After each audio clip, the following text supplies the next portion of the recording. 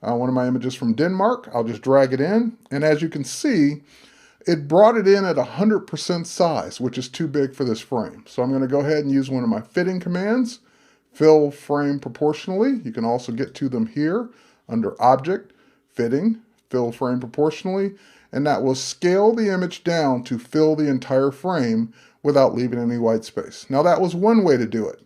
Let's talk about two more. So I'm going to grab this image from Egypt. I'm going to hold down my Command or Control key. We'll get the Paris image and we'll get the London cannons here. So let's go ahead and just drag all three of those in. And now that I've got the three images, I'm just going to go down here and drag out one frame to be the width of the margin area. Now, if I let go, I'm just going to get the one image. So before I let go, I'm going to hold down or press my right arrow key on my keyboard. 1, 2. Divide that frame into 3 frames. Now when I let go, it places all 3 images.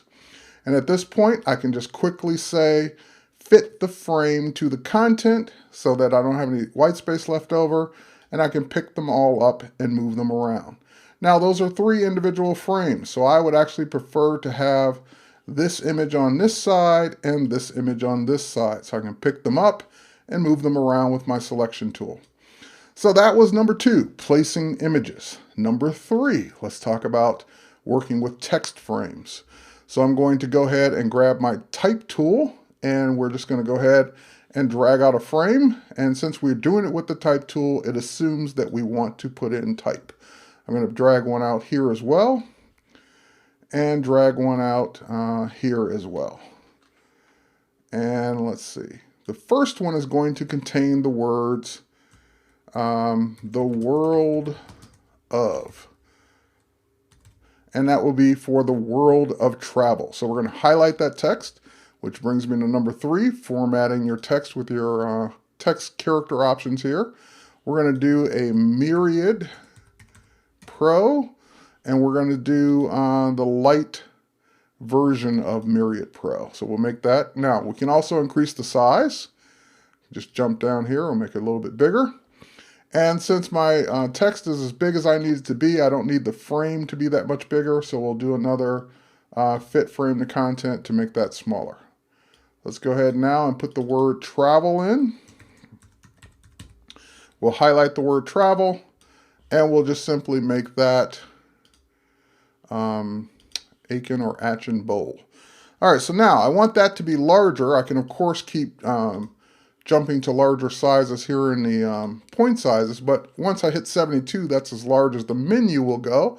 I can type in a larger size, or I can do the next best thing, which is my favorite from the keyboard, holding down the Command key on the Mac, the Shift key, and the period, which is greater than. So Command Shift greater than, or PC Control Shift greater than. And now I've made it too big, so I'll go less than. And the next thing I want to do is hold down my Option key on the Mac or Alt key on Windows and use my left arrow key to kind of track those letters closer together. All right, so now we've got our word travel in, the world of travel. We can move that around using the selection tool. We can move the world of travel around and kind of put that where we want it to be, perhaps right inside there. And that looks pretty good. So now the next thing is we're going to go ahead and select this frame, and we're going to divide it into multiple columns.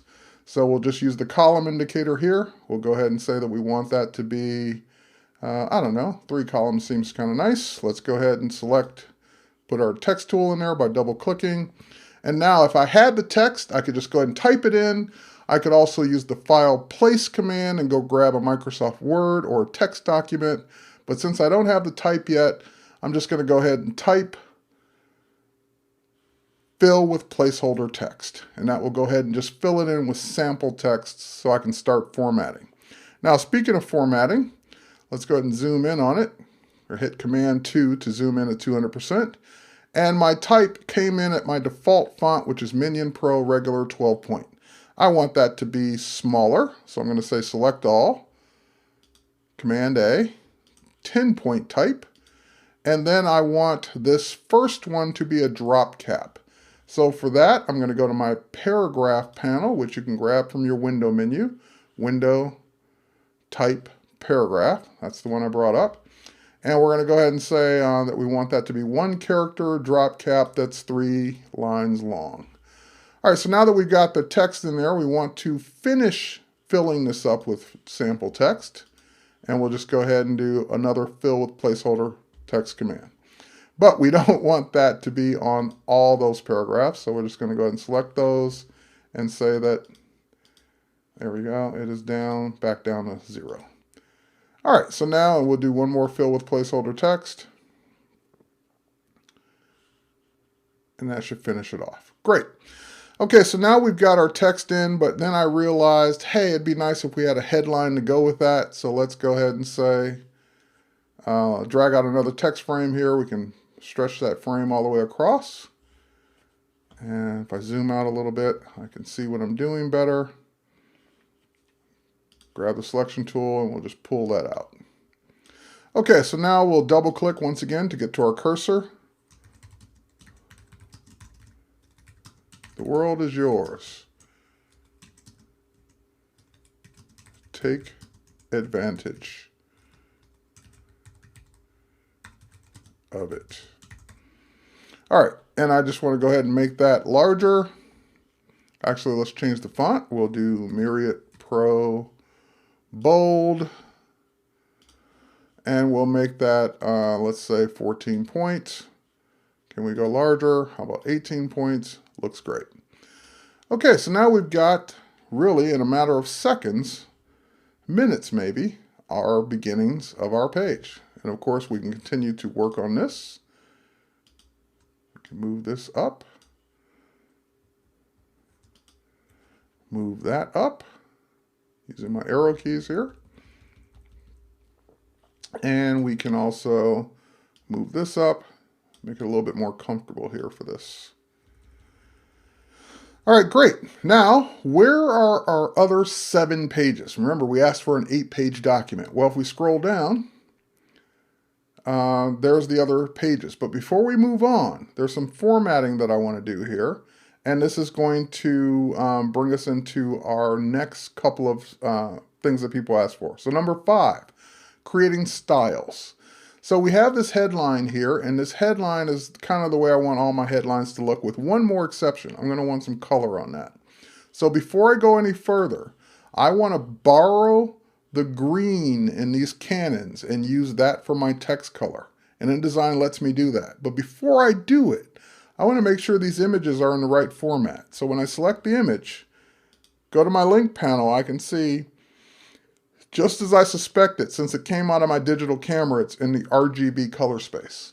And therefore, for offset printing, I would want this in the CMYK color space. If you're doing a digital document, a PDF, digital publishing, web, RGB is fine. But if you're going to print via press or via color separations, you need CMYK.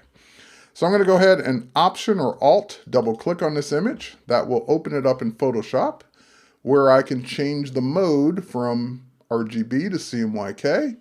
I can now save it.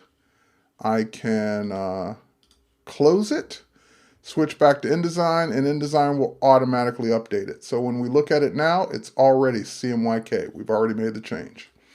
Okay, so the next thing I want to do is just simply grab my eyedropper tool. We'll sample the green that's in here. And now we can paint with that green just by dragging it across the things that we want to be green. Perfect. Now there's a couple things we're going to want to do along the same lines. I may want to grab, let's grab our eyedropper one more time.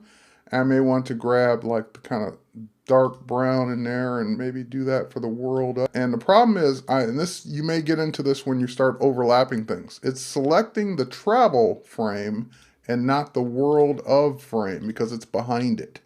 So I'm going to go ahead and hold down my Command key on Mac, Control key on Windows, and click. That will let me click through. And then I can do an arrange option to bring it to the front.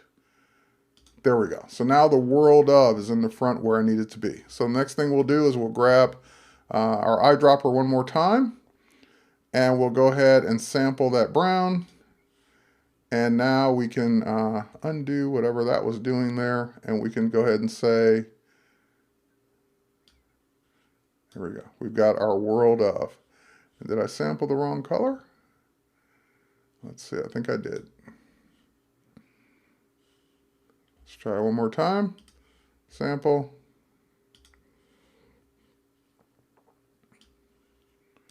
There we go. And again, we don't want a stroke, so we'll just go ahead and say no stroke on that text. Actually, we need to highlight it first.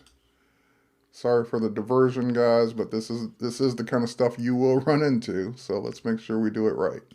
All right, no stroke, just a fill of the brown. We're good to go. Okay, so now that we've done those things, I don't want to have to go through that ever again. I don't want to have to go through finding the right color and choosing the right font and choosing the right size and doing all this over and over and over again on every page. So this is where styles come in. So for example, I want this to always be my headlines. That kind of font, that kind of color. So I'll go to my paragraph styles panel, not the paragraph panel, but the paragraph styles, which you can get from Window, Styles, Paragraph versus Type in Tables, Paragraph. They're two different ones. And then we'll just say that we want a new style. We'll double click on it and we'll call this one Headline. So now we've got our new headline style. While we're at it, we're going to go ahead and select this as our body copy. And we'll just make a new style of that called body copy. And we'll click OK. So now we've got our body copy. We've got our, actually, I want to rename that one. That's going to be our first paragraph because it contains the drop cap. And the paragraphs that don't contain drop caps will be our body copy. So just putting my cursor there, double clicking, oops, undo. Putting my cursor there, making a new one, there we go, and double clicking on it, and we will call this one body copy. So now we've got body copy, we've got headline, we've got first paragraph, and those will all format properly. But we still want to make sure we can retain these colors that we made as well. So for this, we go to our swatches panel. We highlight anything that's the color we want. It will show that color there, and we can make a new swatch for it. So there's our green. Oops. Let's move this up out of the way for a second. There's our brown. And now we can move it back down. And we've got the colors we want. So by making swatches and making styles, you can use them over and over again. So for example, if I highlight this M and I want to use that exact same brown, I don't have to go sample it anymore because it's right here. I can just select it. And now that will be the exact brown that we had up above and the one that we got from the photo. So that's the point of making styles. So now let's talk about the next one, which is page numbers. People ask for this all the time. So for example, let's go ahead and zoom back out. We have all these pages, we want to number them. So rather than have to put the page number on it manually, or rather than have to do it on every single page, we will go to the Pages panel where we have our A master page as default. And our A master page is on each one of these pages. So we just double click on our A master. Whatever we put on the A master will appear on all the other pages. I want the page number in the lower left-hand corner. So I'm just going to make a text frame down there. When we zoom down into it, I'm not going to type a 1 or a 2 or a 3. Instead, I could type the word page if that's what I wanted before each number, but I just want the number. So we're going to go ahead and say that we want to go to type, insert, special character, marker, current page number. And there is a keyboard shortcut for that as well.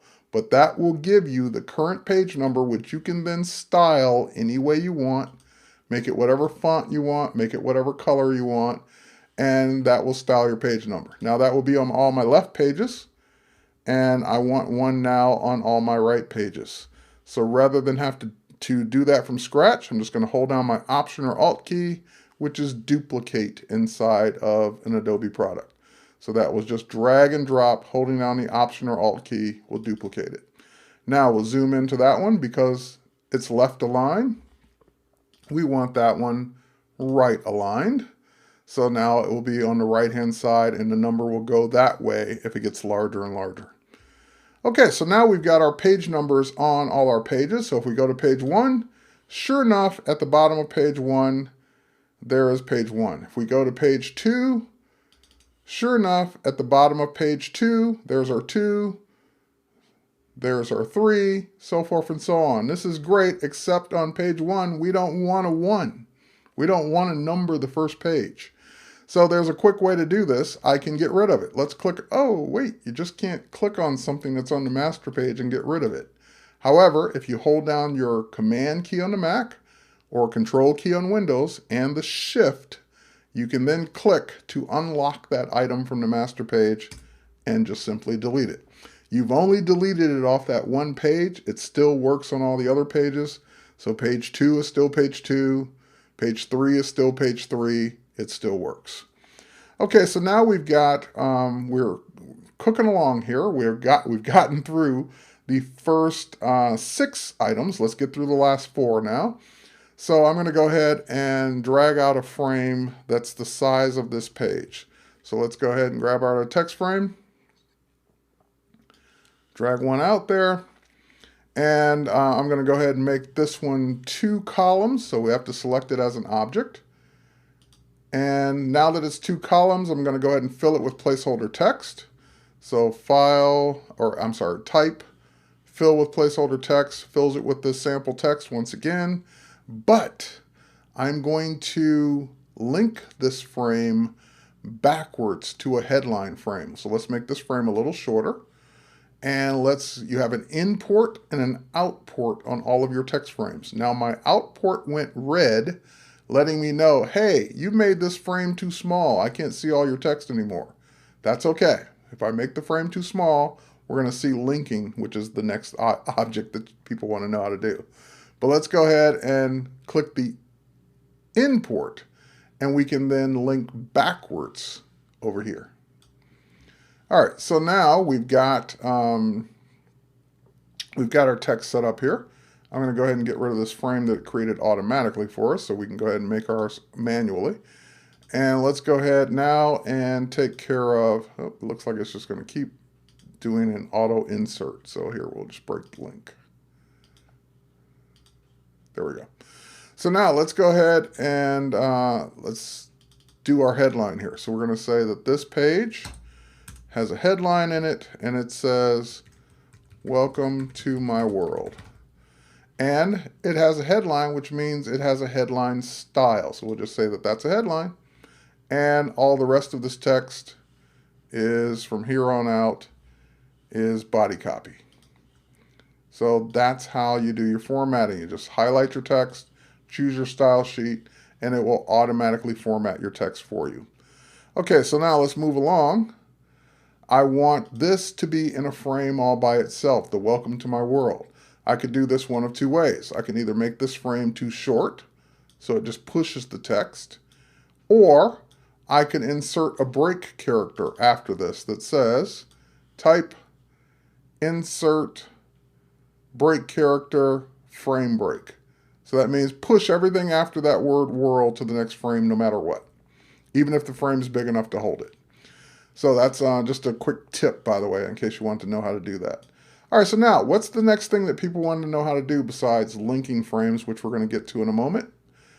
Let's finish filling this up with more text. Type, fill with placeholder text. Great. The next thing people want to know how to do is text wrap. So let's go ahead and go back to our images. Let's grab another image that we want to place in here. So we'll just drag this one in, but we're going to place it right on top of our text. Just drag it out. Now I want my text to wrap around that. If you're just doing a simple wrap, you have the ability to do it right from your control panel. You can just click, and that will do a text wrap around your image. And that will then, again, create another overset situation where it says, hey, you've got more text than will fit here. At that point, I can click that plus sign and continue placing my text on the next page, next part of the page, wherever I want to put it. Now at that point, that's a new frame, but it is linked to the previous frame. So if I make this frame shorter, it will push more text over to the other side. And how do I know they're linked? Go to your View menu, go to Extras, Show Text Threads, and that will show you a physical link between the two, of course, that does not print. Now on this one, I'm going to go ahead and make this 3 columns. And we can go ahead and balance that out a little bit, but actually, let's go ahead and bring this all the way down, and we're going to go ahead and just fill it with more text. So let's do type, fill with placeholder text, just for the sake of example. And now we're going to do another kind of text wrap, but this is if the object is irregular. So let's go ahead and drag this one in, and we're going to go ahead and place our model on the left-hand side here, all the way down. Now, I cut the model out in Photoshop. That is on a transparent layer as a PSD file. And I now want to do a text wrap around it, which if I just simply use the simple text wraps, well, I don't get what I want.